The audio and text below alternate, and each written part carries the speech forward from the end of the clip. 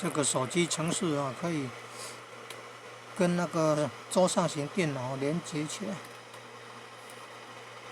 是旧的手机的去下载这个软体，然后桌上型电脑要跟它配合的那一台电脑也要下载相同的软体，是这样吗？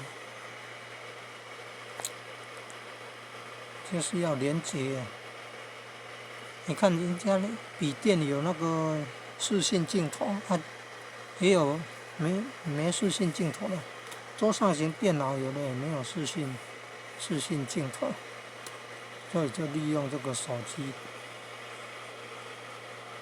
用作电脑的计算机，其实是电脑的网络摄像头，透过 WiFi USB 的。